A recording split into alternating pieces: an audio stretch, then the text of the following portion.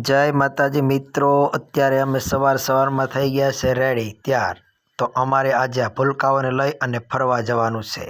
તો ક્યાં જવાનું છે એ હું તમને હમણાં આગળ બ્લોગમાં બતાવીશ. તમે અમારો બ્લોગ જોતા રહો, મસ્ત રહો, સુંદર રહો અને સ્વસ્થ રહો. તો ચાલો મિત્રો, આપણે હવે ઘરેથી નીકળી ગયા છે અને અમે થોડા આગળ ચાલીએ તો અમારે ત્યાં અમારી સ્કૂલ આવશે. હું તમને અમારી સ્કૂલ પણ બતાવી દઉં છું. ચાલો મિત્રો, સીમશાળા કહેવાય છે, વાડી વિસ્તાર છે. તો જોઈ લો મિત્રો, આ અમારી સ્કૂલ છે. કંઈક આવો નજારો છે અમારે વાડી વિસ્તારનો.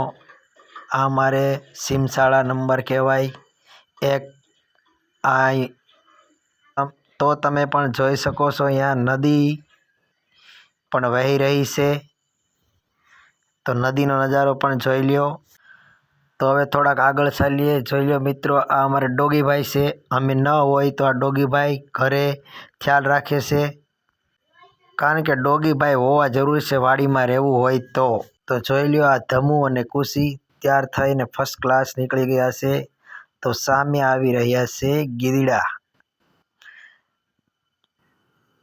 તેને જોઈ અને આ ખુશ થઈ ગયા છે છોકરાઓ અને મસ્ત મજા આવી ગઈ છે. તો ચાલો, આપણને લેવા આવી ગઈ છે 2 વ્હીલર. તો એમાં આપણે બેસી જઈએ. ચાલો, આપણે નીકળી ગયા છે ગામ તરફ. આ અમારું ગામ આવી ગયું છે. તો મિત્રો, આ અમારું ગામ છે. તો તમે જોયું હોય તો લાઈક, શેર અને સબસ્ક્રાઈબ કરજો અને કોમેન્ટ કરજો કયું ગામ છે. અમારું ગામ બહુ મોટું છે અને અમારા ગામની અંદર આજુબાજુના વિસ્તારના ગામના લોકો ખરીદી પણ કરવા આવે છે વર્ષોથી.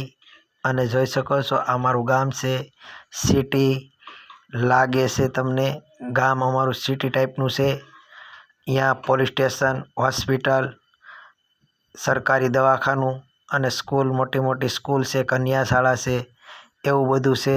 ત્યાં આ વેરાઈ માતાજીનું મંદિર છે અને અમે આવી ગયા છે બસ સ્ટેન્ડ તરફ. જોઈ લેવો મિત્રો. હવે અમે બસ સ્ટેન્ડે બધા રૂકી જશું અને ત્યાંથી અમે આ અમારા બસ સ્ટેન્ડમાં હવે હું આવી ગયો છું 4 વ્હીલ લેવા. મેં મારા મિત્રને ફોન કર્યો.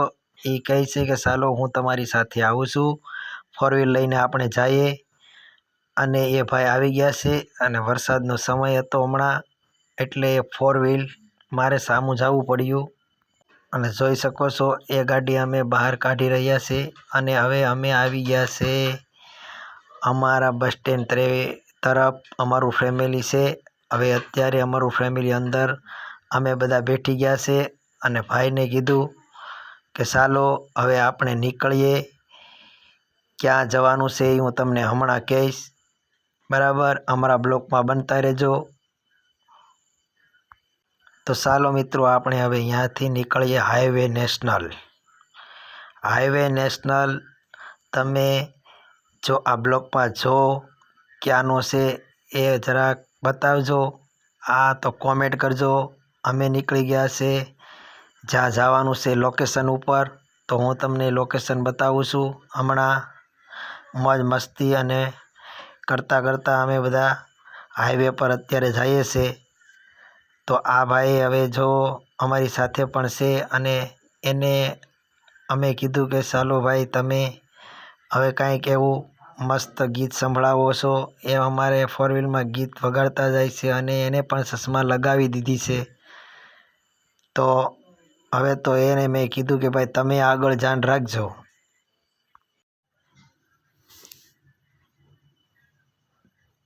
તો જોઈ લો ભાઈ મિત્રો, આ અમારું ફેમિલી છે. અમે અમારા ફેમિલી લઈ અને એ લોકેશન ઉપર જઈ રહ્યા છે.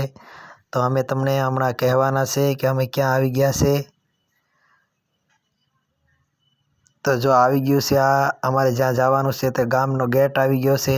તો અમે અંદર એન્ટર થયા છે અને થોડાક હાલ્યા એટલે અમારે ભાઈ એવું કહેવા લાગ્યા કે આપણે શ્રીફળ લેવું જોશે. તો અમે જઈ રહ્યા છે.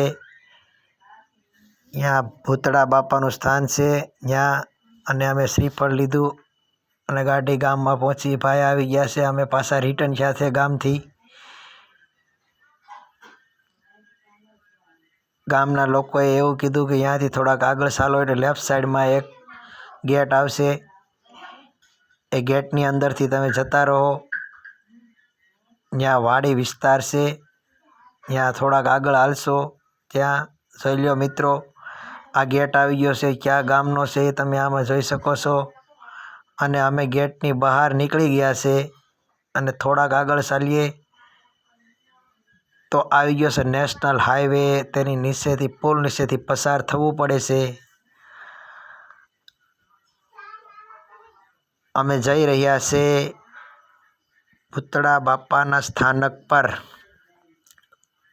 તો અમે આવી ગયા છે ઓલરેડી ત્યાં ભૂતળા દાદાના સ્થાનક પર. અમે ગાડી પાર્ક કરી. અહીંયાથી થોડાક દૂર ચાલવું પડે છે, 1-1.5 કિલોમીટર. ત્યાં ગાડી ચાલે એમ છે નહીં. તો જોઈ શકો છો મિત્રો, અમે પણ હવે અહીંયા શ્રદ્ધાળુઓને પૂછ્યું છે, એ ભાઈ પણ ત્યાંથી ચાલ્યા આવ્યા છે. ને હવે અમે આવી ગયા છે પૂરા દાદાના દરબારમાં. તો ભૂતળા બાપાના દર્શન કર્યા અને તમે પણ દર્શન કરી લો. તો જોઈ શકો છો મિત્રો, આ ભૂતળા દાદાનું સ્થાનક છે. તો તમે દર્શન કર્યા હોય તો કોમેન્ટમાં લખજો જય ભૂતળા દાદા, અને ન કર્યા હોય તો તમે આમાં કરી લ્યો. આ ભૂતળા દાદા છે. આ સારણકુળની માતાઓ પણ બેઠેલી છે, ચામુંડા ખોડિયાર અને સુરધન દાદા પણ બેઠેલા છે.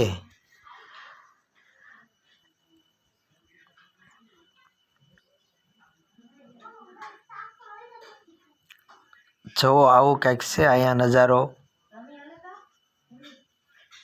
અમને તો મસ્ત સુંદર અને ફર્સ્ટ ક્લાસ લાગ્યું છે. અને અમારે ભાઈ પણ આવી ગયા છે શ્રીફળની જોડ લઈ. દાદાની પ્રસાદી કરશે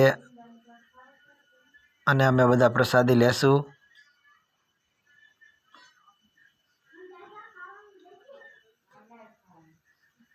તમે પણ દર્શન કરી લેજો.